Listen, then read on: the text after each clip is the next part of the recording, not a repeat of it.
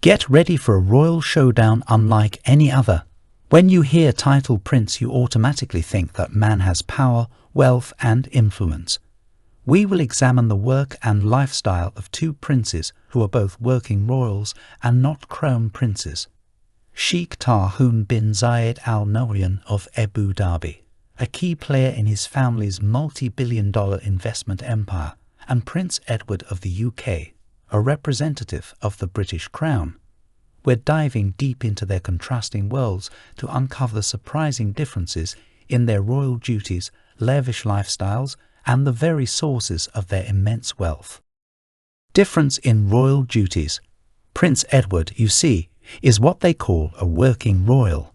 The primary role of a British working royal is to be a cultural ambassador, cutting ribbons at events. Let's jet over to Abu Dhabi and meet Sheikh Tahnoun bin Zayed Al Nahyan. While Prince Edward spends his time attending ribbon-cutting ceremonies, fellow royal Sheikh Tahnoun lives a purpose-driven life as the National Security Advisor of the UAE. That means he's calling the shots on everything from defense strategies to counter-terrorism efforts. And it doesn't stop there.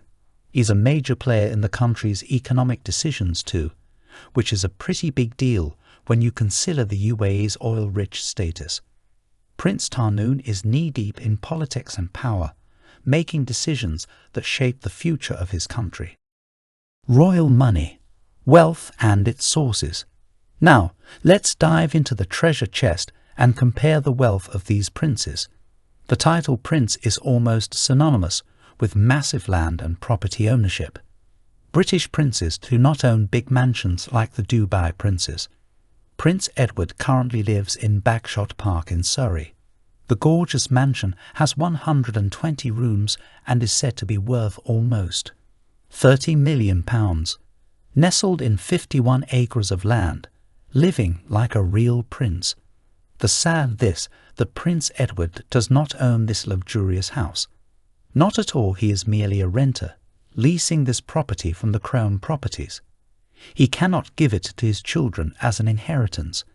When Prince Harry, the King's son, was a working royal, his residence was a tiny run-down 1,324 square foot property not cot. It was more servants' quarters than princely dwelling. Not cot was no palace. It had to be humiliating to Prince Harry, as a member of a billion-dollar family, yet to live in a 1,324 square foot cottage.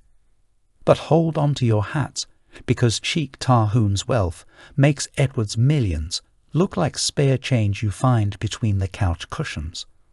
The royals of Abu Dhabi, the Al Nahyans, are sitting on a mind-blowing 6% of the world's oil reserves. Their investment portfolio isn't just a portfolio, it's more like a treasure chest overflowing with hundreds of billions of dollars. We're talking real estate, tech companies, you name it. They've got their hands in everything. The British royal family is worth around $88 billion per Forbes. Yet the only billionaires in British royal family are the monarch and the Prince of Wales. The rest of the royals are forbidden from making. This rule is in place to make sure they are never richer than the monarch or heir. Working royals in Britain live in rentals and rely on the benevolence of the king. Windsor wealth is governed by principles of primogeniture, where only the eldest child is given an inheritance. The rest of the royals live very meagre lives, relying on charity from the king. Despite King Charles' sprawling real estate portfolio with $17.5 billion in net assets, ownership of Regent Street, London's prime shopping destination, Ascot Racecourse, and the entire seabed of the UK netting a profit of $361 million in the fiscal year 2022. His darling boy and son Prince Harry owned no property and lived in an old rotting rented cottage while working for the British Crown. Now, let's go beyond the glitz and glam and talk about the real power these princes wield. Prince Edward is a cultural ambassador for Britain, though most people think he is twins with Prince William thanks to their similar looks. Most cannot recall any impact he has ever made. On the other side of the globe, Sheikh Tahnoun is a force to be reckoned with in the political arena. As the National Security Advisor of the UAE, he's involved in high-stakes decisions that affect the country's security and economic future. His influence extends beyond the UAE's borders, as he plays a key role in shaping the region's geopolitical landscape. Lifestyle playtime for princes.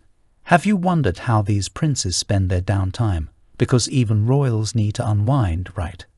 Now, Sheikh Tahnoun and his family, they take playtime to a whole new level. Their playground isn't just a backyard, it's practically a kingdom unto itself. Let's start with Qasr al-Watan, their presidential palace. This isn't just a house, it's a masterpiece of Arabian architecture, dripping with gold and luxury. And when they want to get away, they hop on one of their private jets, because why fly commercial when you can have your own personal airline? But that's not all.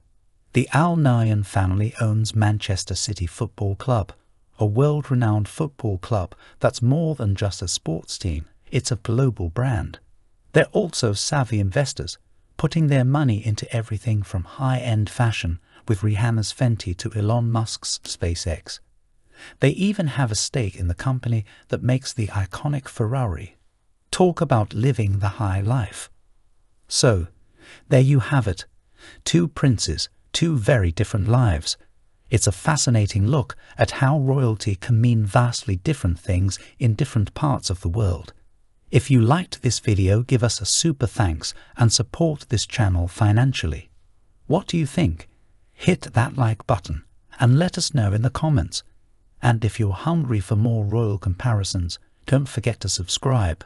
We've got plenty more where this came from.